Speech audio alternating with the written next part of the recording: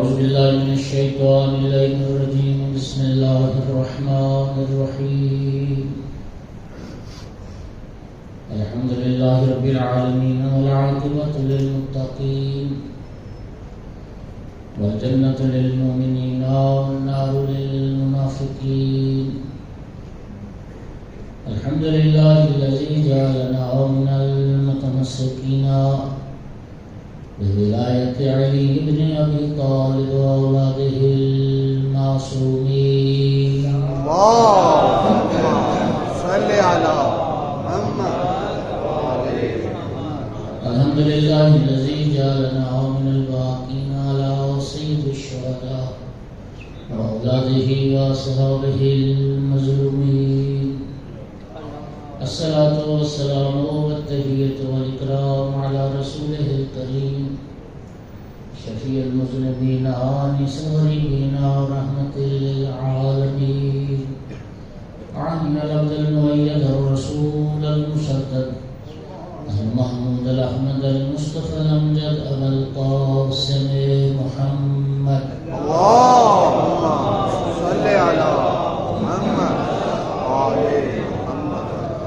ثم الصلاة والسلام والتحية والإكرام على آله الطيبين الطاهرين المعصومين المنتجبين المنتخبين المظلومين، واللعنة الدائمة على أعدائهم ملعونين من يوم عداوتهم إلى قيام يوم الدين وبعد يوم الدين. أما بعد، وقال سبحانه وتعالى في كتابه المجيد: بسم الله الرحمن الرحيم. قل لا أسألكم عليه أجرا إلا المودة في القربى. الصلوات. صل على محمد وآل محمد. مومنین کرام، امام زین العابدین علیہ السلام کی تعلیمات میں سے ایک رسالت الحقوق ہے جو امام نے ہمارے لیے چھوڑا، اور امام نے لکھا کہ حقوق بشر پر پہلی جو دستاویز کتابی صورت میں آئی ہے وہ امام سجاد علیہ السلام کا یہ رسالہ ہے۔ میں نے پہلی مجلس میں عرض کیا تھا تو آج الحمدللہ مجھے بڑی خوشی ہوئی، چکرالہ میں آج تھی مجلس، تو اس نے اتفاق دیکھیے کہ وہاں پر مومنین میں سے کسی دوست نے وہی امام سجاد علیہ السلام کا رسالت الحقوق مومنین میں بطور تبرک تقسیم کیا ہے۔ مجھے بہرحال بڑی خوشی ہوئی، بلکہ دو چیزیں تھیں۔ کلمات قصار امیر المومنین علیہ السلام کے نہج البلاغہ کا جو تیسرا حصہ ہے، ایک وہ کتابچہ تھا اور ایک رسالت الحقوق اردو ترجمہ امام سجاد علیہ السلام کا وہ تقسیم ہوا۔ الحمدللہ ثم الحمدللہ، اللہ تعالیٰ ہمیں عمل کی توفیق عطا فرمائے۔ مومنین کرام، حقوق کی بحث جاری ہے۔ آج امام علیہ السلام نے فرمایا کہ مؤذن جو اذان دیتا ہے وہ بھی تم پر حق رکھتا ہے، مؤذن کے بھی تمہاری گردن پر حقوق ہے۔ آقا نے فرمایا مؤذن کا حق ہے۔ بعض چیزوں کو ہم معمولی سمجھتے ہیں، لیکن دیکھیے امام علیہ السلام نے اس کو باقاعدہ مؤذن کا حق اس رسالت الحقوق میں بیان کیا۔ فرمایا فَأَنْ تَعْلَمْ، پہلی بات تمہیں یہ علم ہونا چاہیے، یقین ہونا چاہیے۔ یہ جتنے بھی امام نے حقوق بیان فرمائے تو پہلا لفظ یہ کہ أَنْ تَعْلَمْ أَنْ تَعْلَمْ أَنْ تَعْلَمْ، تمہیں جاننا چاہیے، تمہیں علم ہونا چاہیے، تمہیں اس بات کا یقین ہونا چاہیے کہ یہ ایک حق ہے جو رب نے تمہاری گردن پر رکھا ہے۔ أَنْ تَعْلَمَ أَنَّهُ مُذَكِّرُكَ بِرَبِّكَ، فرمایا تمہیں یہ علم ہونا چاہیے کہ جو مؤذن ہوتا ہے تمہیں تمہارے رب کی یاد دلاتا ہے۔ مؤذن تمہیں تمہارے رب کی طرف توجہ دلاتا ہے، تمہارے رب کی تمہیں یاد دلاتا ہے۔ وَدَاعِيكَ إِلَىٰ حَظِّكَ، اور پھر وہ تمہیں دعوت دے رہا ہوتا ہے کہ آپ اپنے حصے کی جو بندگی ہے رب کی اس کو بجا لاؤ. وَأَفْضَلُ عَوَانِكَ عَلَىٰ قَضَاءِ الْفَرِيضَةِ الَّتِي افْتَرَضَهَا اللَّهُ عَلَيْكَ، اور جو فریضہ اللہ نے تم پر فرض کیا ہے، جو واجب خدا نے مقرر فرمایا ہے، اس فریضے کی ادائیگی میں مؤذن تمہارا بہترین مددگار ہے.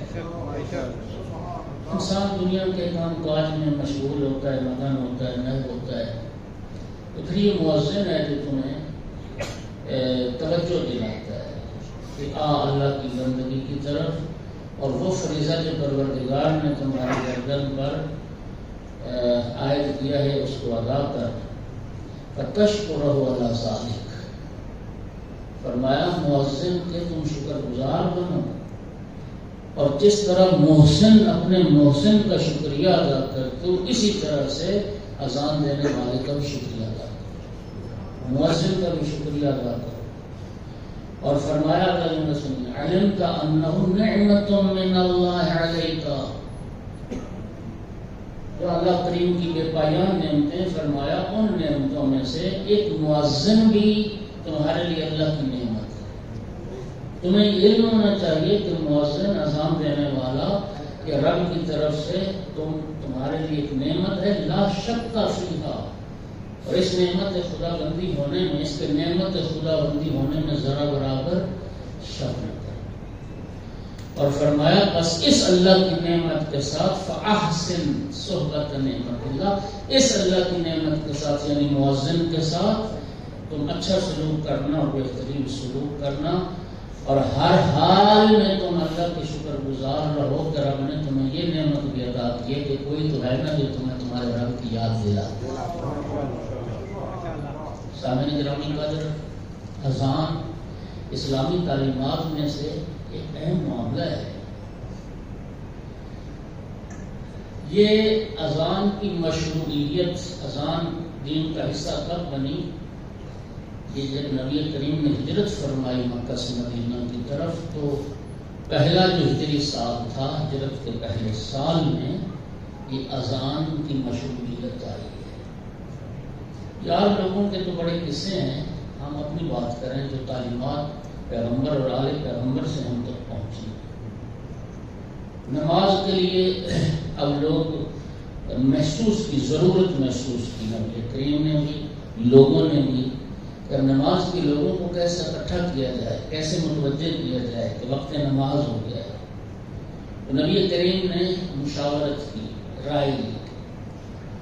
کسی نے کہا کہ ہم ناقوس بجاتے ہیں، نقارہ بجائیں گے. فرمایا نہیں، یہ مسیحیوں کا طریقہ ہے.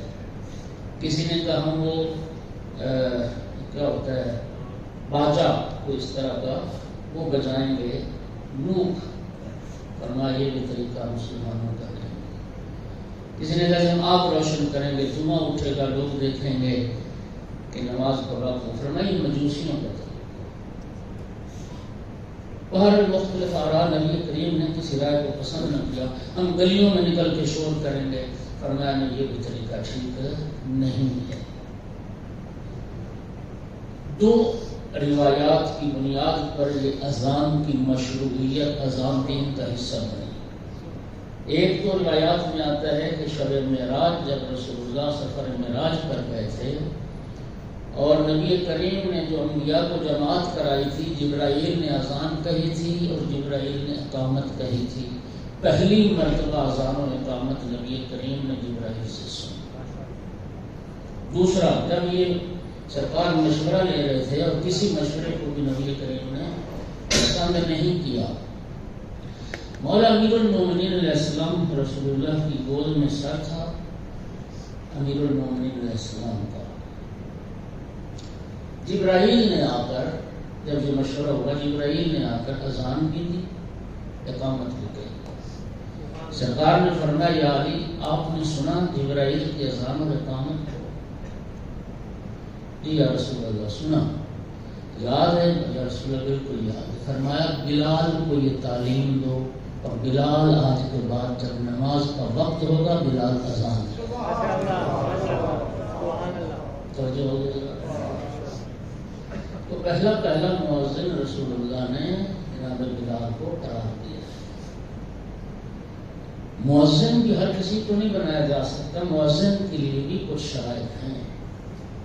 پہلی بات تو یہ ہے کہ مؤذن عربی سے واقف ہو، مخارج سے واقف ہو، عربی تلفظ سے آشنا ہو. اگلی بات جو مؤذن کے لیے شرط ہے وہ اوقات صلوات کا عارف ہو، نماز کے وقت کی اس کو معرفت ہو کہ وقت نماز ہو گیا ہے تو پھر وہ اذان ہے. ہمارے معاشرے میں بہت ساری جگہ پر اذان دیر سے کی جاتی ہے. ظہر کا وقت، زوال کا وقت فرض کریں 12 بج کر کچھ منٹ پر ہو جاتا ہے اور اذان مثلا ہمیشہ سے معمول ہے کہ 12:30 بجے کہی جائے گی، کہیں 1 بجے کہی جائے گی. یہ نہیں ہے.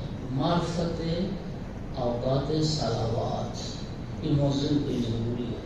آج کل تو ہمارے لیے خیر اور آسانیاں ہو گئی. پہلے زمانے میں آپ اندازہ کریں کہ لوگوں کی معرفت کیا تھی. نصف شب کو صبح کاذب کو سمجھنا، ستاروں سے اور آسمان کو دیکھ کر اور پھر صبح صادق کی تشخیص کرنا شاید آج ہم نہ کر سکیں. ہمیں ہمارے اندر وہ شاید اب صلاحیت نہیں ہے. اب تو ماشاءاللہ سے جدید سے جدید آلات آ گئے، ایپس آ گئے جو ماشاءاللہ پوری دنیا میں وہ جن کو صحیح قرار دیا گیا ہے. اور ٹھیک وقت جب اذان کا ہو جاتا ہے اس وقت بھی اذان آتی ہے. تو معرفت اوقات صلوات. علامہ علی نقی کی بڑی معروف تقریر تھی، آپ میں سے اگر کسی نے پڑھی ہے جو سنی ہے. وہ فرماتے تھے کہ امام حسین علیہ السلام کے اصحاب، امام حسین علیہ السلام کے ساتھی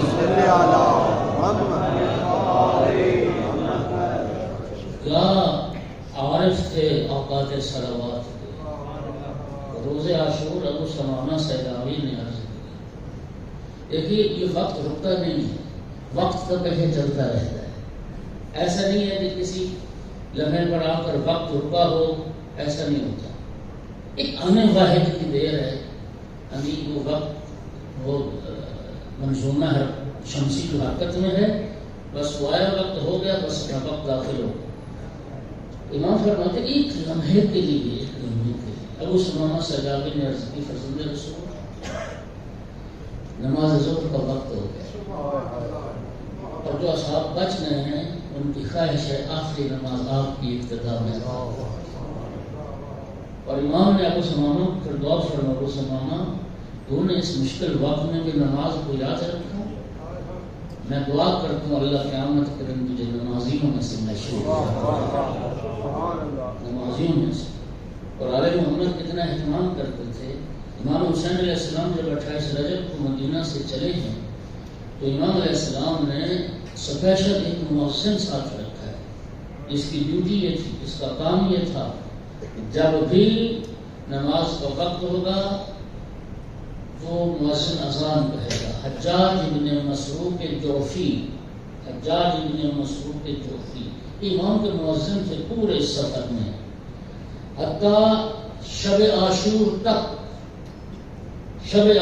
تک امام کے قافلے میں مؤذن حجاج ابن مسروق جوفی تھے. اس پورے سفر میں صرف صبح عاشور امام حسین علیہ السلام نے مؤذن بدلا ہے. صبح عاشور مؤذن بدلا ہے. فرمایا حجاج آج تو اذان نہیں دے گا، میرا علی اکبر اذان. مجھ سے اگر کوئی پوچھے کہ روز عاشور کو میں 2 جملوں میں خلاصہ کروں، روز عاشور کو دو جملے یہ ہیں، اذان علی اکبر سے شروع ہوا. روز عاشور اذان علی اکبر علیہ السلام سے شروع ہوا اور مولا حسین علیہ السلام کے سجدے پہ ختم ہوا. تو مومنین کی اذان مؤذن کا امام فرماتے ہیں حق ہے تمہاری کرنے پر. سامعین گرامی، بچہ پیدا ہو اس کا بھی حق ہے، اس کے دائیں کان میں اذان کہی جائے اور بائیں کان میں اقامت کہی جائے. اور بچے کی ولادت کے فوراً بعد یہ عمل کیا جائے۔ حکم یہ ہے کہ سب سے پہلی آواز بچے کی سماعت سے اللہ کی کبریائی کی ٹکرائے۔ اللہ اکبر۔ اس لیے حکم ہے جو عورتیں بچے کی ولادت کے وقت بچے کی ماں کے پاس ہوتی ہیں انہیں دنیاوی گفتگو نہیں کرنی چاہیے۔ سب سے پہلی کوشش ہو کہ سب سے پہلے بچے کے دائیں کان میں اذان اور بائیں میں اقامت کہی جائے۔ اور نبی کریم فرماتے ہیں یہ بچے کی شیطان سے حفاظت کا طریقہ ہے۔ اور ویسے بھی حدیث مبارک ہے کہ جب اذان کی آواز بلند ہوتی ہے تو شیطان بھاگ جاتا ہے، شیطان دور ہو جاتا ہے۔ مومنین کرام، نبی کریم صلی اللہ علیہ وآلہ وسلم نے ارشاد فرمایا، اذان فرمایا کہ یحشر المؤذنون، قیامت کا جب دن آئے گا اذان کہنے والے لوگ میری امت میں سے وہ محشور ہوں گے مع الانبیاء والصدیقین والشہداء، انبیاء کے ساتھ، شہداء کے ساتھ، صدیقین کے ساتھ محشور ہوں گے وہ اذان کہنے والے۔ اور ایک حدیث میں فرمایا جو مؤذن دنیا میں اذان کہتے ہیں، اذان دینے والے، جب قیامت کا دن آئے گا تو ان کے سر بلند ہوں گے جب وہ میدان محشر میں بارے گا۔ نبی کریم صلی اللہ علیہ وآلہ وسلم صلوات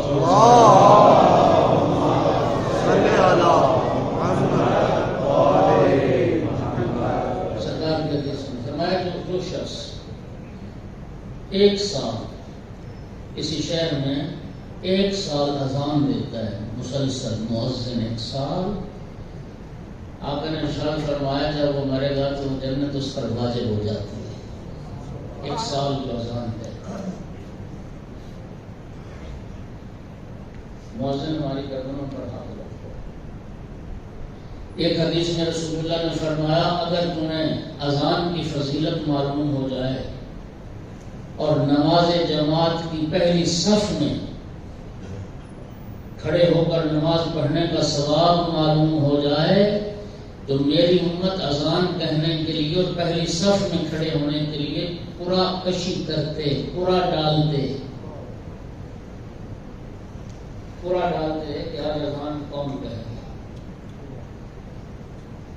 پہلی صف میں کھڑے ہونے کے لیے پورا ڈالتے کہ آج اذان کون دے گا۔ یہ پھر اس اذان کے حوالے سے اگلی جو بات بڑی اہم ہے، اذان کا خاموشی سے سننا بہت ضروری ہے، کیونکہ حدیث مبارک ہے جب اذان آ رہی ہو تو سننے والوں کو کلام نہیں کرنا چاہیے، گفتگو نہیں کرنی چاہیے۔ دنیا میں اذان کے وقت جو محفل گفتگو رہے گا قیامت کے دن اس کی زبان اس کا ساتھ نہیں دے، اس کی زبان لڑکھڑاہٹ کا شکار ہو۔ دنیا میں خاموشی سے اذان کو سنا جائے، اور اگلا جو حق ہے سننے والے کے لیے وہ یہ ہے اجابت المؤذن کفارۃ الذنوب و اجابت المؤذن یزید فی الرزق۔ پاک کی حدیث اور مولا امیر المومنین کی دو حدیثیں میں نے پڑھی۔ مؤذن جو جملہ اذان کا کہے سامع کے لیے مستحب ہے کہ اس کو دہرائے، اللہ اکبر، سننے والا بھی کہے اللہ اکبر، مؤذن کہے اشہد ان لا الہ الا اللہ، سننے والا بھی کہے اشہد ان لا الہ الا اللہ۔ سماع نہ کرے، استماع کرے، سنے نہیں، توجہ سے سنے اور ہر جملے کے ساتھ اس کو دہرائے۔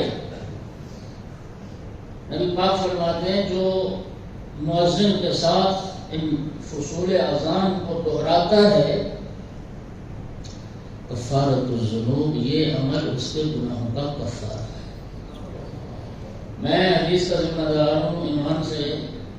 ایک حدیث میں معصوم نے فرمایا صرف مؤذن کی اذان سن کر مؤذن کے ساتھ ان فصول اذان کو دہرانے والا خارج من ذنوبہ کیوم ولدتہ امہ، اپنے گناہوں سے ایسے نکل جاتا ہے جیسے عاشق میں مادر سے باہر دنیا میں آیا ہے، یوں اس کے گناہ معاف ہو جاتے ہیں صرف اذان کے ان فصول کو، ان جملوں کو مؤذن کے ساتھ دہرائے۔ اور مولا امیر المومنین علیہ السلام نے فرمایا یزید فی الرزق، مؤذن کے اذان کے ساتھ ساتھ ان جملوں کا جو دہرانا ہے یہ وسعت رزق کا سبب ہے، اس سے رزق میں برکت اور رزق میں اضافہ ہوتا ہے۔ اور اذان و اقامت بچوں کو سکھائیں۔ امام جعفر صادق علیہ السلام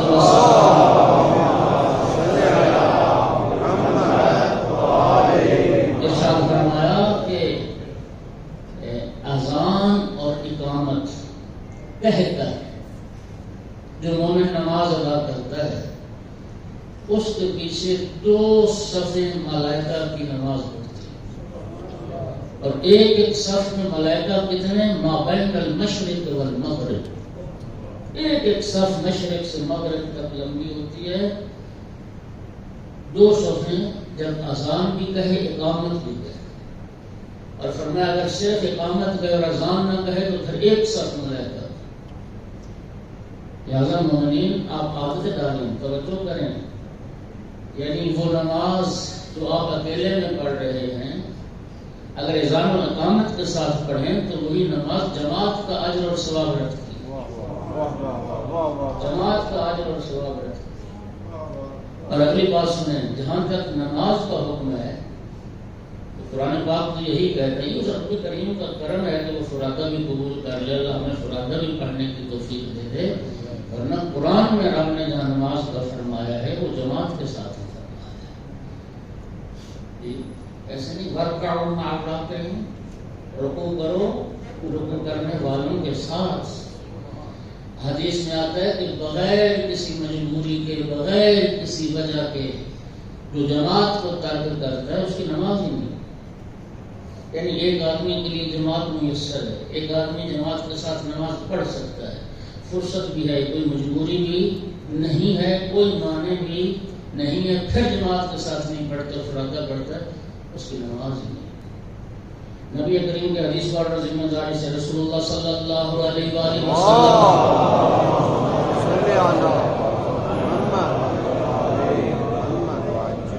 ارشاد فرمایا کہ جماعت کے ساتھ نماز، توجہ کیجیے گا، رسول اللہ کی حدیث ہے، جماعت کے ساتھ نماز گھر میں فرادہ پڑھی جانے والی 40 سال کی نمازوں سے افضل ہے۔ ذمہ دار مدرس کا صحابی نے عرض کیا رسول اللہ یہ جماعت کے ساتھ ایک دن کی نمازیں گھر میں 40 سال جو فرادہ پڑھی ان سے افضل ہے؟ فرمایا ایک دن کی نہیں، صرف ایک نماز جماعت کے ساتھ۔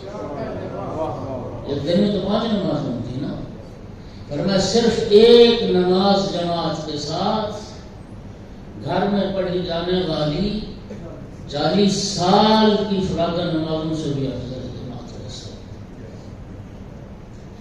ہم کوشش کریں، اللہ کرے یہ جماعت کے ساتھ عشق پیدا ہو، جماعت کے ساتھ۔ رسول اللہ فرماتے ہیں جماعت کو ترک نہ کرنا چاہے تم نیزے کی نوک پر، یعنی تم مشکل ترین اگر حالات میں بھی ہو، تم نیزے کی نوک پر بھی ہو تو نماز کو جماعت کے ساتھ رجا لانے کی تم کوشش کرو، اور نماز جماعت میں بھی پہلی صف میں کھڑے ہونے کی کوشش کرنا۔ معصوم فرماتے ہیں پہلی صف میں ملائکہ شامل ہوتے ہیں، لہذا پہلی صف جو ہے وہ افضل ہے۔ اور ایک حدیث میں ارشاد فرمایا کہ پہلی صف میں جو دائیں طرف ہے امام جماعت کی دائیں طرف، وہ بائیں طرف سے بھی افضل ہے۔ امام سجاد علیہ السلام سے حدیث ہے پہلی صف میں کھڑے ہو کے نماز پڑھنے والا ایسا پورا راہ جہاد میں، راہ خدا میں جہاد کے لیے تیار پڑا ہو، جو مجاہد فی سبیل اللہ کا جو ثواب ہے وہ پہلی صف میں کھڑے ہو کے نماز پڑھنے والے کا ثواب، اور پہلی صف میں بھی جو دائیں طرف ہے۔ اور دائیں طرف جو کھڑے ہو کے پڑھنے کی فضیلت ہے، بائیں طرف والوں سے وہ سرکار فرماتے ہیں دائیں پہلو دائیں طرف جو ہے کہ بائیں طرف سے اتنی فضیلت رکھتی ہے جتنی نماز جماعت نماز فرادہ پر فضیلت رکھتی ہے،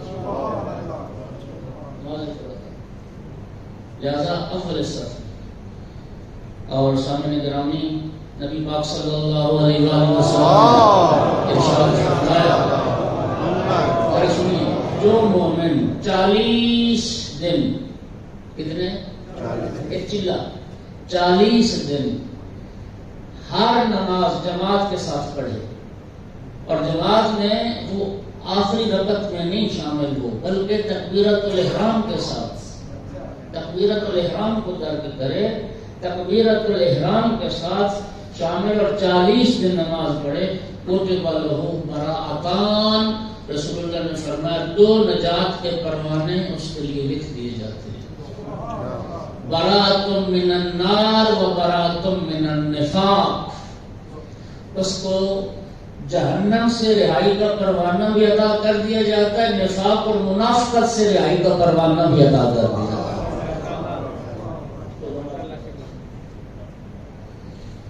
اور یہ فرض کریں کہ اگر جماعت آپ دور ہیں، کہیں آپ کو فرصت نہیں ہے، تو آپ اپنے گھر میں بھی جماعت کا اہتمام کر سکتے ہیں، آپ آگے کھڑے ہو جائیں، آپ کے بچے عیال پیچھے کھڑے ہو جائیں، جماعت کا شرف آپ اپنے گھر میں بھی حاصل کر سکتے ہیں۔ ایک صلوات بلند آواز سے صلی علی محمد۔ اور یہ خود اذان بہت ساری بیماریوں سے نجات کا سبب ہے۔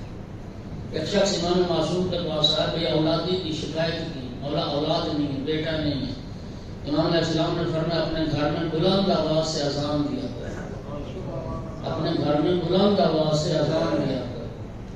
اور حکم یہی ہے، پرانے زمانے میں حکم ہوتا ہے چھت پر چڑھ کر یا کسی مازنہ ہوتا تھا، بلندی مینارہ سا جہاں پہ چڑھ کے، لیکن آج کل تو سپیکروں نے وہ کمی جو ہے وہ پوری کر دی ہے۔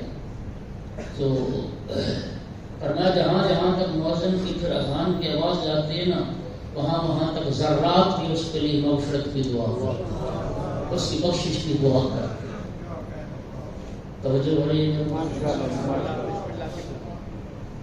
جس گھر میں آسیب ہے، جادو ہے، کوئی اگر سمجھتا ہے کہ میرے گھر میں کوئی سایہ ہے، کوئی شیاطین ہیں، یا اس طرح کی کوئی جسے کہتے ہیں نا ہوائی چیزیں ہیں، اس کا علاج بھی معصوم نے اذان کو بتایا ہے۔ گھر میں بلند آواز سے اذان کہو، انشاءاللہ ان اشرار سے اللہ تعالیٰ اس گھر کو پاک رکھے گا، محفوظ رکھے گا۔ ایک صلوات پڑھتے ہیں۔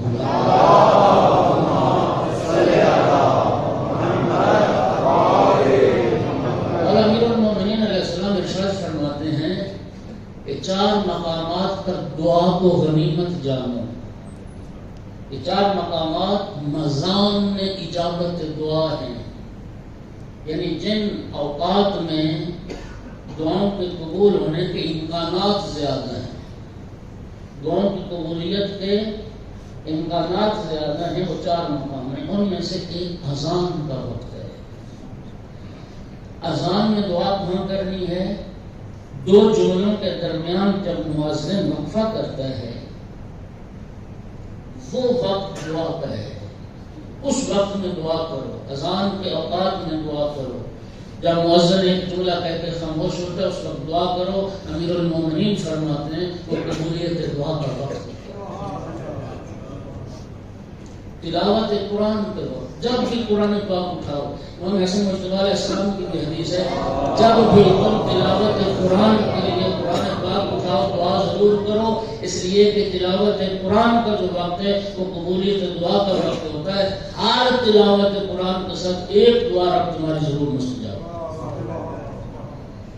تیسرا مقام عند نزول الغیث، جب باران رحمت برس رہی، جب بارش ہو رہی ہو، وہ وقت بھی قبولیت دعا کا وقت ہوتا ہے۔ اور چوتھا وقت سرکار نے فرمایا جب کفر اور اسلام کی لشکر آپس میں وہ صف بندی کر رہے ہوں، جب کفر اور شرک کے مقابلے میں لشکر اسلام صف بندی کر رہا ہو، وہ موقع بھی قبولیت دعا کا ہوتا ہے، اس وقت بھی دعا کرنی چاہیے۔ یہ امام علیہ السلام نے مؤذن کا حق بتایا۔ اب چونکہ وقت بڑا تیزی سے گزر جاتا ہے، ایک سلوات پڑھیں ذرا سارے حضرات۔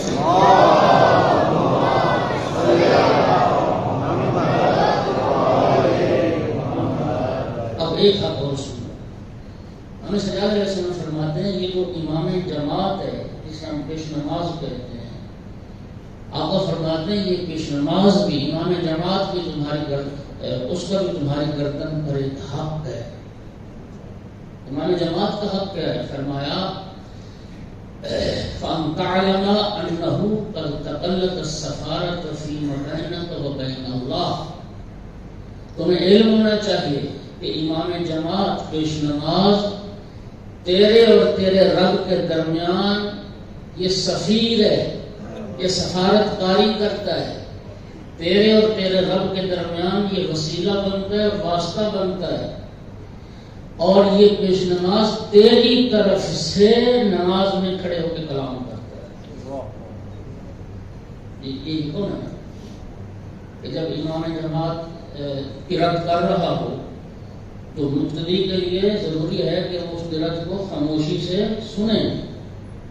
تمہاری طرف سے رب کے ساتھ وہ ہم کلام ہے، تمہاری طرف سے وہ سفیر ہے گویا جو اللہ سے گفتگو کر رہا ہے، تم کلام نہیں کرو گے، تمہاری طرف سے وہ کلام کرے گا۔ اور امام نے فرمایا نماز میں گویا وہ تمہاری طرف سے رب کی بارگاہ میں دعا کر رہا ہوتا، ایاک نعبد و ایاک نستعین، تم اس کی طرف سے دعا نہیں کرتے ہو، لیکن وہ تمہاری طرف سے اللہ کی بارگاہ میں دعا کر رہا ہوتا ہے، اور وہ تمہارے لیے رب سے کچھ طلب کرتا ہے جبکہ تم طلب نہیں کرتے ہو۔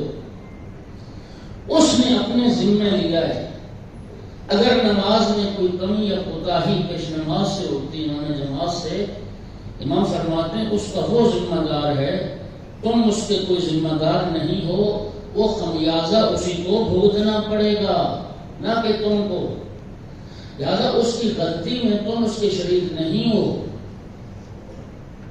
لیکن اس کی نیکی میں تم اس کے ساتھ شریک ہو، اس کی قرات میں، اس کی دعا میں، اس کے ثواب میں تم اس کے ساتھ شریک ہو، لہذا اپنی اس نماز پر اپنے اس امام جماعت پہ بھی شکر گزار رہو، یہ بھی تمہارا محسن ہے اور اس کا بھی تم شکریہ ادا کرو۔ اور مومنین جماعت کے ساتھ من صلی خلف عالم، حدیث مبارک، عالم کے پیچھے جو نماز پڑھے، توجہ کرنا، ایک رکعت معصوم فرماتے عالم کی ابتدا میں نماز ایک رکعت 2000 رکعت کا ثواب رکھتی ہے، 2000 رکعت کا ثواب رکھتی ہے۔ میں نے عرض کیا کہ جماعت کے ساتھ اصل حکم ہی جماعت کے ساتھ نماز ادا کرنے کا ہے۔ اللہ نے توفیق عطا فرمائے کہ نمازی بنے اور اول وقت کے نمازی بنے اور ہر نماز جماعت کے ساتھ ادا کریں۔ بہت سارے واقعات ہیں، اب ان میں کیا وقت ضائع کروں۔ آج شب شہادت ہے امام زین العابدین علیہ السلام کی، چونکہ آپ نے اعلان سن لیا کہ کل انشاءاللہ روز شہادت ہے، اور کل جو آخری مجلس ہوگی وہ تفصیل سے میں شہادت اور آخر کے مسائل بھی بیان کروں گا، اور کل اختتام مجلس پر تابوت شبیہ تابوت امام زین العابدین علیہ السلام قرآن بنا ہوگا۔ آج اس مجلس میں چونکہ شب شہادت ہے تو میں آقا کی عظمت کا ایک قصیدہ جو بڑا تاریخی قصیدہ ہے اس کے چند اشعار آپ کی خدمت میں پیش کرتا ہوں۔ آپ ایک صلوات بلند آواز سے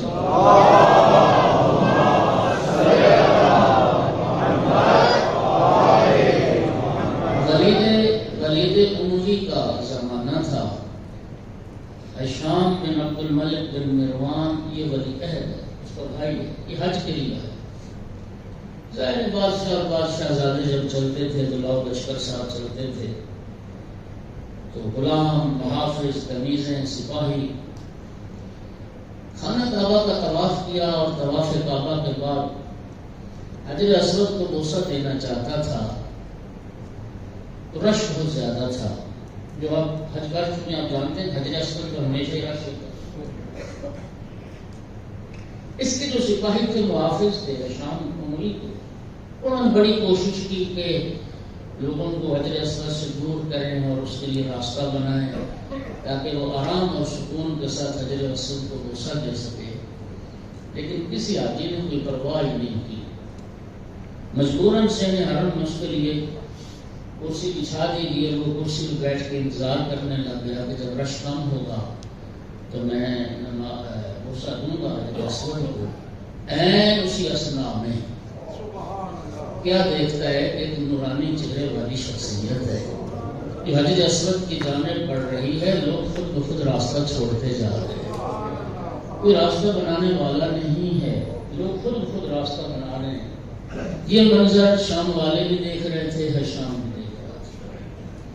کسی نے ازراہ شرارت پوچھ لیا، حشام تیرے لیے تو راستہ بنانے پر کسی نے راستہ نہ دیا، یہ کون ہستی ہے اس کے لیے خود بخود راستہ بنتا جا رہا ہے؟ تجاہل عارفانہ سے کام لیا.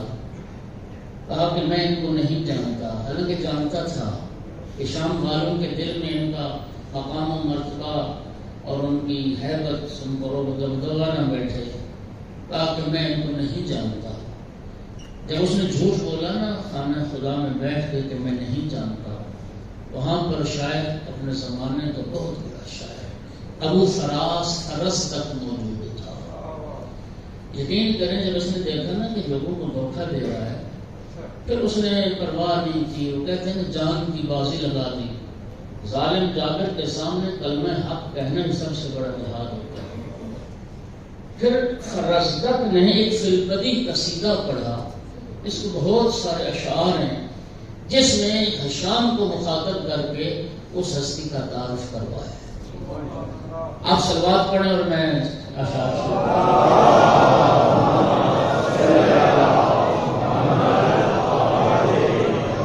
ایک مرتبہ اور بھی صلوات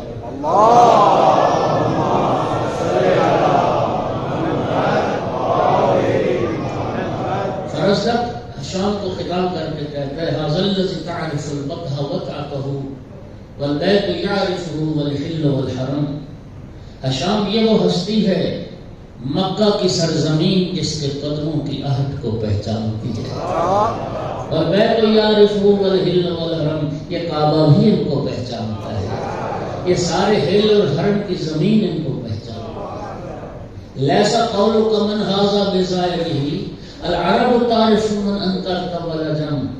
حشام تیرا یہ کہنا کہ میں انہیں نہیں پہچانتا، اس کہنے سے انہیں کیا نقصان ہو سکتا ہے؟ حشام جس سے تو جاہل ہے سارا عرب انہیں جانتا ہے، سارا عجم انہیں جانتا ہے، سارا عرب انہیں جانتا ہے، سارا عجم انہیں جانتا ہے. سنیے شعر کا من معاشر حبهم دین و بغضهم کفر و قربهم الجا المتسم. حشام یہ ہستی اس گھرانے سے تعلق رکھتی ہے جس گھرانے کی محبت کا نام دین ہے، اور جس گھرانے سے بغض کا نام کفر ہے، اور جس گھرانے کی قربتی جہنم سے بچانے والی. ھذا ابن فاطمہ ان كنت جاہلہ بجدہ انبیاء اللہ قد ختم. حشام سن جس سے تو جاہل ہے یہ فاطمہ زہرا کا لال ہے. صلوات تو پڑھو سیدہ کی صلی اللہ المسیل الذی فی سیفہ سقم. اور یہ فاطمہ زہرا کا لال ہے اور اس کا بیٹا ہے جس کے نانا پر نبوتیں ختم ہو گئی ہیں. یعنی الى ذروة العز التي قصرت عن نالها عرب الاسلام والعجم. یہ ہستی عزت اور عظمت کی اس بلندی پر پہنچی جس بلندی پر نہ کوئی عرب جا سکا نہ کوئی عجم جا سکا. اور شعر سنیے، اس نے کہا نا کہ میں نہیں جانتا. 3-4 شعر تو اسی اسے منظر میں کہتا ہے کہ من یعرف اللہ یعرف اولیت الزا فالدین من بیت ھذا نالہ الامم. شام جو اللہ کو پہچانتا ہے وہ ان کو بھی پہچانتا ہے. جو اللہ کی معرفت رکھتے ہیں وہ ان کی بھی معرفت رکھتے ہیں، اس لیے کہ یہ اسی گھرانے کی فرد ہے جس گھرانے سے لوگوں کو دین ملا ہے، جس گھرانے سے لوگوں نے دین پایا ہے. اعظم سیدۃ النسوان فاطمہ وابن الوسیل الذی فی سیفہ سقم. شام یہ سیدۃ النساء فاطمہ الزہرا سلام اللہ علیہا کا بیٹا ہے.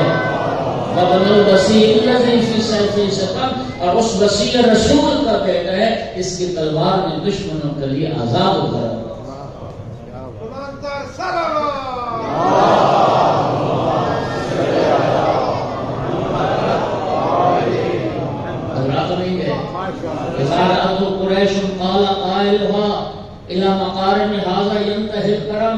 یہ وہ ہستی ہے جب قریش کا کوئی فرد ان کو دیکھتا ہے تو پکار اٹھتا ہے کہ اس ہستی پر تو کرم کی انتہا ہو گئی. لا یستطیع جواد، یہ وہ قصیدہ ہے فرزدہ کا، دنیا کی متعدد زبانوں میں اس کا ترجمہ ہوا. مولانا نجم الحسن قراربی صاحب نے اردو میں بھی اس کا منظوم ترجمہ کیا ہے 14 ستارے میں. پورا کو تھوڑے سے اسے کا ترجمہ کیا. اب مجھے یاد نہیں ہے کسی زمانے میں ہمارے علم عربی کے نصاب میں بھی فرزدہ کا قصیدہ شامل تھا، کچھ حصہ اس کا شامل تھا. مولانا روم نے عالم کے متصل شخص ہے، اس نے اس پورے قصیدے کا فارسی میں منظوم ترجمہ کیا ہے اس فرزدہ کے قصیدے. اور مولانا روم نے پھر یہ روایت لکھی ہے، کہتے ہیں کہ کوفہ کی کسی عورت نے فرزدہ کو ان کے مرنے کے بعد خواب میں دیکھا کہ فرزدہ جنت میں ہے، جنت کے محلات، باغات اور جنت کی نعمات اور جنت کے حور و قصور اور جنتی لباس اور سر پہ وہ جنتی تاج. کسی نے پوچھا فرزدہ یہ مقام تجھے کیسے ملا؟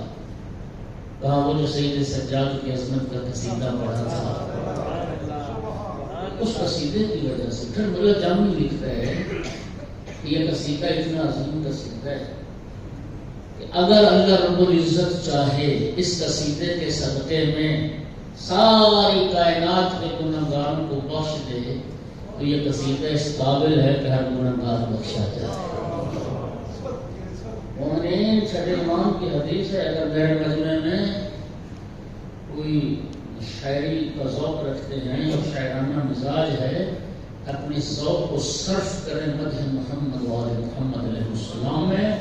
ایک چھٹے امام نے فرمایا من انشد فینا شعرا فلہ بیت فی الجنہ. جو ہماری شان میں ہماری مدح میں ایک شعر کہے گا اس کا صلہ جنت میں ایک گھر عطا کر. توجہ فرمائیے، فرزدہ کہتا ہے کہ لا یستطیع جواد بعد غایتہم ولا یدانیہم قوم اذا کرم. شام دنیا کا بڑے سے بڑا سخی بھی ان کی سخاوت کا مقابلہ نہیں کر سکتا جب یہ ہستی کرم کرنے پر تر جاتی. ھذا علی رسول اللہ والدہ امسک بنور ہداہ تحت الامم. شام ان کا نام علی ہے، یہ رسول اللہ کا بیٹا ہے جس کے نور ہدایت سے ساری کائنات نے ہدایت پائی. مقدم ذکر اللہ بعد ذکرہم فی کل بر ومختوم بہ القلم. سنیے شیخ سنیے، شام اللہ کے ذکر کے بعد انہی کا ذکر مقدم ہے. اللہ کے ذکر کے بعد انہی کا ذکر مقدم ہے. اور بات دنیا میں جب بھی کسی نیکی اور خیر اور خوبی کی ہوتی ہے وہ بات انہی کے ذکر پہ ختم ہو جاتی ہے. اور چند اشعار جن میں امام کی سیرت کو بیان کیا، یغزی حیاء و یغزا من محابتہ وما یکلم الا حین یبتسم. شام یہ ہستی حیا کی وجہ سے اپنی نظریں جھکا کے رکھتی ہے لیکن لوگوں کی نظریں ان کی ہیبت کی وجہ سے جھکی رہتی، ان کی ہیبت کا، ان کے رعب و دبدبہ کا یہ عالم ہے کہ کوئی ان سے کلام کی جرأت نہیں کرتا جب تک ان کے چہرے پہ مسکراہٹ نہ آ جائے۔ ان عد اہل التقى قالوا ائمتهم وقيل من خير خلق الله قيلهم۔ الشام جب دنیا کے متقی لوگوں کو گنا جاتا ہے، یہ متقین کے امام نظر آتے ہیں۔ جب دنیا کے متقی لوگوں کو گنا جاتا ہے، یہ متقین کے امام نظر آتے ہیں۔ اور قیل من خیر خلق اللہ، اور جب یہ سوال کیا جائے کہ خلق خدا میں سب سے بہتر کون، ایک ہی جواب آتا ہے، یہی ہے جو خلق خدا میں سب سے بہتر ہیں۔ اور مومنین یہ دو شعر مجھے بہت ہی پسند ہیں، میں کہتا ہوں حاصل قصیدہ شعر ہے جی، کہتا ہے کہ ما قال لا قط الا فی تشہدہ ولولا التشہد کانت لاؤہ نعم۔ پہلے دو لفظوں کو سمجھیے، لا اور نعم۔ عربی میں انکار کے لیے لا اور اقرار کے لیے ہاں کہنی ہو تو نعم، لا اور نعم۔ اب شعر لفظ میں ما قال لا قط الا فی تشہدہ، الشام یہ وہ ہستی ہے جنہوں نے تشہد کے علاوہ کبھی لا نہیں کہا، جن کی زبان سے کسی نے لا نہیں سنا، ان کی زبان سے کسی نے نہیں سنا سوائے تشہد کے، اشہد ان لا الہ الا اللہ، سوائے تشہد کے یہ لا نہیں کہتے۔ اگر تشہد میں لا کہنا ضروری نہ ہوتا تو یہ وہاں بھی لا نہ کہتے، نعم کہہ دیتے، نعم کہہ دیتے۔ اور اگلا شعر سنیے کہ لو یعلم الرکن من قد جاء یلسمہ لخر یلسم منہ ما وقع القلم۔ اگر حجر اسود کو علم ہو جائے کہ کون ہستی بوسہ دینے آ رہی ہے، حجر اسود اپنا مقام چھوڑ کے ان کے قدموں کے بوسے لینا شروع۔ اگر حجر اسود کو علم ہو جائے، حجر اسود اپنا مقام چھوڑ کے ان کے نشان پاک کو چھوڑنے لگا۔ پڑھتا چلا گیا قصیدہ، فرزدق کا قصیدہ ختم ہوا۔ شام نوری کہتا ہے فرزدق میری شان میں بھی ایسا قصیدہ پڑھو۔ فرزدق نے کہا میری ایک شرط ہے۔ شام کہتا ہے تیری ہر شرط منظور۔ اس نے یہی سمجھا ہوگا تو درہم دینار مانگے گا، تو پیسے مانگے گا، کوئی عربی نسل کا گھوڑا، یہ مادی توقعات ہوتی بادشاہوں سے۔ میری شان میں بھی ایسا قصیدہ پڑھو۔ فرزدق نے میری شرط ہے، کہتا تیری ہر شرط منظور ہے۔ فرزدق نے کہا میری شرط ہے ہاتھ ابن و امن مثلا، سید سجاد کی ماں جیسی ماں لے کے آ، سید سجاد کے باپ جیسا باپ۔ کیا کر سکتا تھا، غضبناک ہو گیا شام، اور فرزدق کو جیل میں ڈال دیا۔ 1000 درہم حکومت وقت دیتی تھی، سالانہ وظیفہ ملتا تھا، وہ بھی بند ہو گیا۔ بہت بڑا شاعر تھا، مکہ اور مدینہ کے درمیان کسی مقام پہ قید کر دیا گیا۔ لفظوں کا ذمہ دار امام سجاد علیہ السلام کی اطلاع ہوئی۔ امام علیہ السلام نے میرے لفظ پہ غور کرنا، اس کی باقی ماندہ پوری زندگی کا حساب کر کے اکٹھے 12,000 درہم بھجوائے۔ غلام درہم لے کے آیا یا دینار، فرزدق نے قبول کرنے سے انکار کر دیا۔ عرض کی فرزند رسول کی خدمت میں عرض کرنا، فرزند رسول یہ قصیدہ میں نے مال دنیا کے لالچ میں نہیں پڑھا ہے، میں نے دنیا کی طلب میں نہیں پڑھا، لہذا مجھے دینار نہیں چاہیے۔ غلام دینار لے کے درہم لے کے واپس آیا، آقا نے پھر بھیجا، فرمایا جاؤ فرزدق سے کہو ہمارے محمد کے گھرانے والے جو شے عطا کر دیا کرتے ہیں وہ واپس نہیں لیا کرتے، کہ درہم رکھے قبول کرے، تمہیں اس کی ضرورت پیش آئے گی اور تیری جنت کا بھی میں سجا ہوا ہوں۔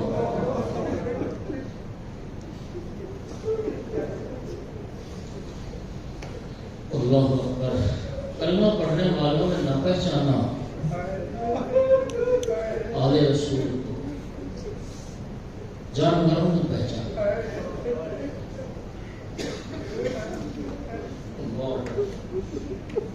کلمہ پڑھنے والوں نے کیا کیا؟ کوئی بیمار پر بھی ظلم کرتا ہے، اور جو کتنے بیمار تھے، کتنے بیمار تھے روزے عاشور جب خیام کو آگ لگی ہے، اتنے بیمار تھے امام سجاد کے خود چل کے قدموں سے خیمے سے باہر نہیں آ سکتے. سخت ترین ماحول میں امام سجاد علیہ السلام کی امامت کا آغاز ہوا.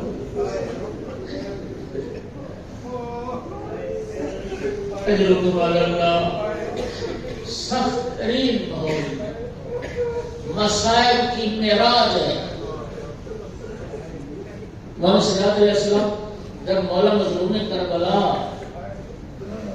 کی شہادت ہوئی نا، شہادت کے بعد سب سے طویل نیزے پہ امام کے سر کو چڑھا دیا گیا. سرزمین کربلا میں زلزلہ آیا. امام سجاد علیہ السلام نے خیمے سے عرض کی، پھوپھی اما ذرا خیمے کا پردہ اٹھانا ہے.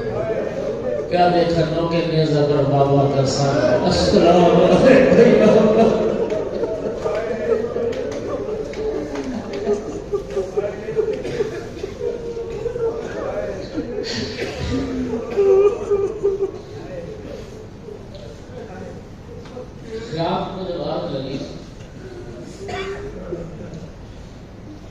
پہلا مسئلہ شریعت کا پھوپھی نے پوچھا، اور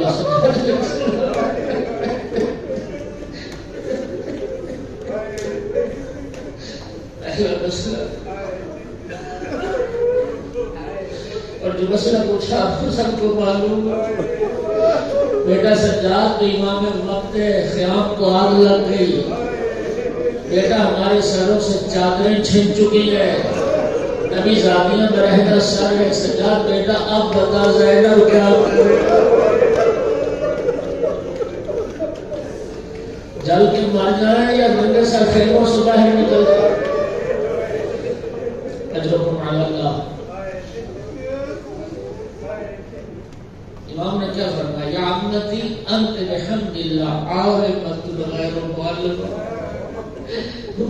آپ عالمہ غیر معلمہ ہے، آپ تو نانا کی شریعت کو جانتی ہے، یہ کرنا حرام ہے.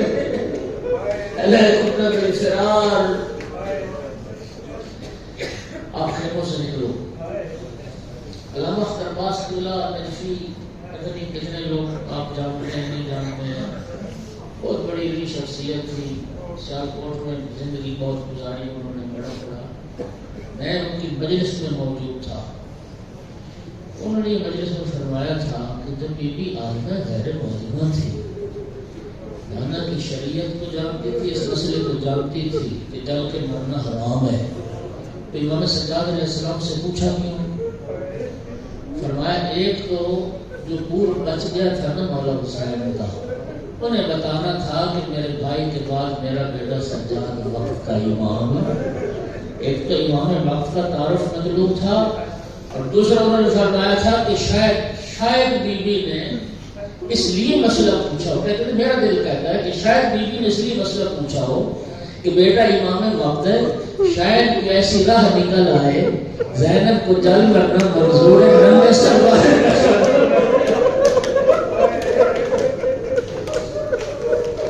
جلتے خیموں سے نبی زادی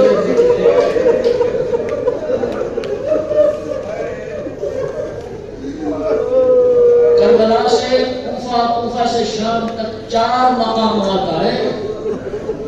4 مقامات آئے ہیں کہ جہاں امام زین العابدین علیہ السلام کی موت امام سجاد کے قریب پہنچ گئی تھی، اور میری آقا زادی زینب نے بھائی کی امانت کو بچایا، امامت کی حفاظت کر.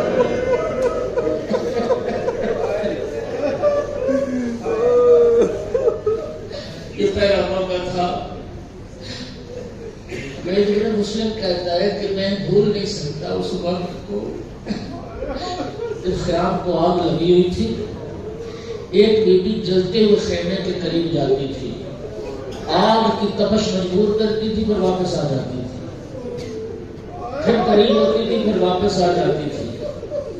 میں سمجھ گیا کہ کوئی قیمتی سامان اس بی بی کا رہ گیا ہے، کوئی قیمتی سامان اس بی بی کا خیموں میں رہ گیا۔ امیر تو کیا جانے کہ زینب کی کائنات خیموں میں رہ گیا۔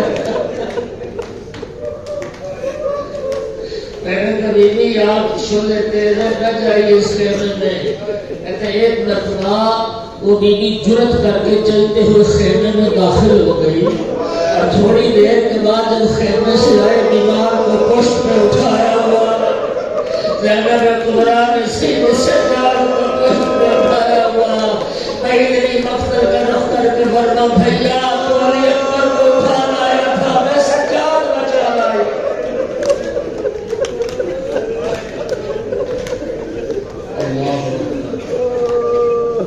میں نے عرض کیا جانوروں نے پہچانا 11 محرم کو جب بے پالان اونٹوں پہ سوار کیا گیا نا نبیزادیوں، ایک خاکستری رنگ کا اونٹ صاحب ہر اونٹ کے منہ کے ساتھ منہ لگا کے اپنی بولی میں کچھ کہتا تھا۔ جب یہ اونٹ بولتا تھا نا تو باقی اونٹ روتے تھے، باقی سارے اونٹ گریا کرتے تھے۔ میری آقا زادے نے جب یہ منظر دیکھا، سیدھے سجاد سے پوچھا سجاد بیٹا تو امام الوقت ہے، تو جانوروں کی زبان جانتا ہے، بیٹا مجھے بتا یہ اونٹ آپس میں کیا باتیں ہیں؟ اس وقت امام سجاد علیہ السلام نے عرض کی بنیادہ یہ جانور ایک دوسرے کو وصیت کرنے آرام سے چلنا، احتیاط سے چلنا، تمہاری پھر برام کہتی نہیں یعنی وہ بطور کی بیٹی آگے بہتر کی طرف سے انہیں نہیں پہچانا تو نانا کی امت نے نہیں پہچانا۔ اور شبیہ ذوالجناح امام حسین علیہ السلام کا گھوڑا جو شریف بناتے ہیں، قوم شیعہ صرف وحدہ لا شریک اللہ کی عبادت کرتے ہیں، یہ شبیہ ہے کہ ہمارے گریے میں اضافے کا سبب بنتے ہیں، یہ ہمارے رونے کا سامان ہے۔ یہ ایک واقعات کربلا کی ایک منظر کشی ہے جیسے ہم رونے کا سبب، اور جانتے ہیں یہ ذوالجناح اس نے امام حسین علیہ السلام کے ساتھ وفا کی ہے۔ رسول کا کلمہ پڑھنے والوں نے رسول کے بیٹے کو تیر مارے، نیزے مارے، پتھر مارے، تیر مارے۔ واقعہ کربلا کے بعد کسی نے امام سجاد علیہ السلام سے پوچھا تھا آقا آپ کے بابا کے بدن پر کتنے زخم آئے، کتنے زخم لگے آپ کے بابا کو؟ امام نے آج سے انگوٹھی اتاری، انگوٹھی اتار کے فرمایا اتنی ساری جگہ بھی میرے بابا کے بدن پر سلامت نہیں،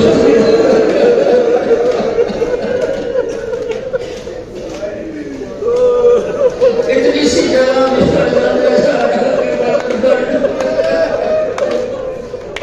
امام کو کوئی زخم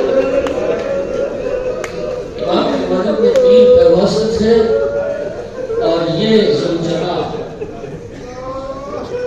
خدا قسم ذمہ روایت کا اس ذوالجناح نے جب امام اتر گئے نا، ذوالجناح فراست سے ہے، اتنا ہوشیار تھا، ذوالجناح نے محسوس کر لیا کہ میرا سوال میری زیر پر سنبھل نہیں رہا۔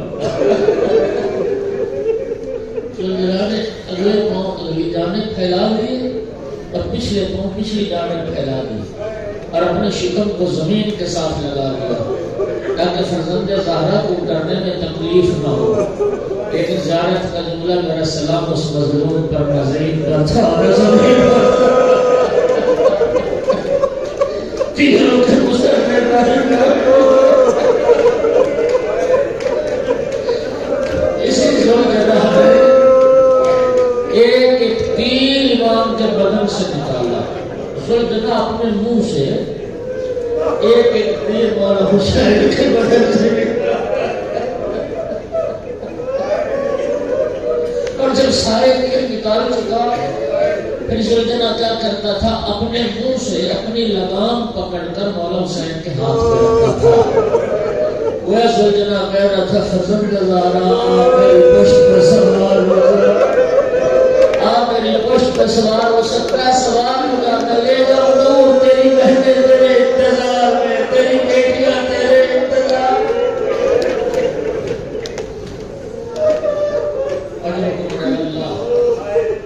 ایمان کا دفاع کیا، لکھا معتبر روایات میں 50 سے زیادہ یزیدیوں کو اسی ذوالجناح نے اپنے سنوں سے واسطے جہنم کیا، دانتوں سے کاٹ کھاتا تھا جو یزیدی نہیں بڑھتا تھا۔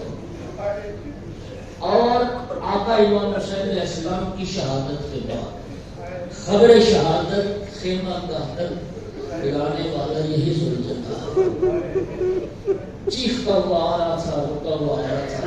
اب ایک روایت پڑھنے لگا، ممکن ہے بہت سارے لوگوں کو عجیب لگے گا، میں روایت کا ذمہ دار ہوں، اس کو حوالے چاہیے حوالے دوں گا، لیکن روایت سن لیجیے، میں بڑی جانکاری سے پڑھوں گا، روایت موجود ہے۔ آقا کی شہادت کے بعد یہ دیوانہ وار چکر لگا رہا تھا۔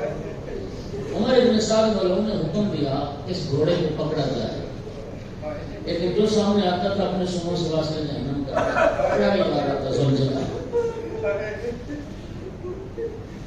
ایک تیر اندازوں کا دستہ تیار ہوا، اس گھوڑے کو تیر مارے جائے۔ اس وقت عمر ابن سعد والوں نے کہتا ہے خبردار کہ اس گھوڑے کو تیر نہ مارے، اس گھوڑے پر رسول نے سواری کی ہے۔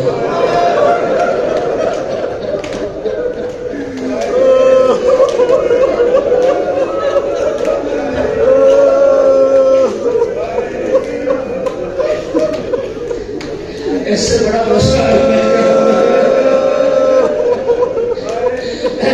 اس گھوڑے کو تیر نہ مارے، اس گھوڑے پر رسول اللہ نے سواری کی ہے۔ اور بے حیا مسلمانوں، اس گھوڑے پر رسول سوار ہوئے، اس کا احترام تمہارے ذہن میں آ گیا جو تمہارے نبوت کا سوار تھا، تو نانا کی پشت کا سوار تھا۔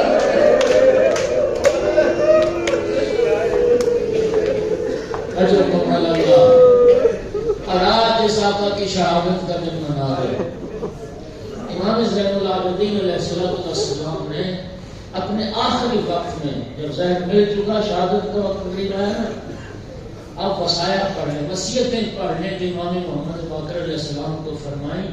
ان وصیتوں میں امام کے ایک ناقہ تھا، ایک اونٹنی تھی، اس پر امام نے متعدد حج کیے تھے، شاید 20 حج کیے، اور اس ناقہ کو زندگی میں کبھی ایک تازیانہ نہیں مارا۔ امام نے اس ناقہ کی وصیت کی، بیٹا وقت پر اس بیچارے کا خیال رکھنا، اس کو پانی پلانا۔ اللہ رسولوں نے آقا کی شہادت کے بعد جب امام باقر علیہ السلام اپنے بابا کو دفن کر کے لوٹے، کسی نے عرض کی آقا آپ کے بابا کا ناقہ اپنے مقام پر نہیں ہے۔ امام باقر علیہ السلام آئے، دیکھا جنت البقیع میں مولا سجاد کی قبر پہ سر رکھے بیٹھا رو رہا۔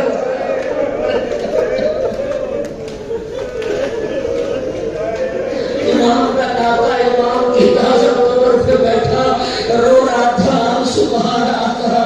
امام باقر علیہ السلام آگے بڑھے، اس کے سر پہ شفقت کا ہاتھ پھیرا جیسے بچے کے سر پہ پھیرا جاتا ہے، اور ناقہ کو اٹھایا، اٹھا اپنے مقام پر۔ ناقہ امام کا حکم مان کے اپنے مقام پہ چلا ہے۔ اگر لفظوں کا ذمہ دار ہوں، زیادہ وقت نہ گزرا، کسی نے پھر کہا آقا ناقہ پھر اپنے مقام پر موجود نہیں ہے۔ امام نے پھر آ کے دیکھا مولا سجاد کی قبر پہ بیٹھا رو رہا تھا۔ فرمایا یہ اپنے آقا کی جدائی برداشت نہیں کر رہا، اب اس کو کچھ نہ کہنا۔ 3 دن تک ناقہ نے نہ کچھ کھایا نہ پیا، مولا سجاد علیہ السلام کی قبر پہ سر رکھ کے روتا رہا، اور 3 دن کے بعد روتے روتے جان دے دی۔ جانوروں نے پہچانا، رسول کی امت نے نہ پہچانا۔ ماتم حسین یا حسین۔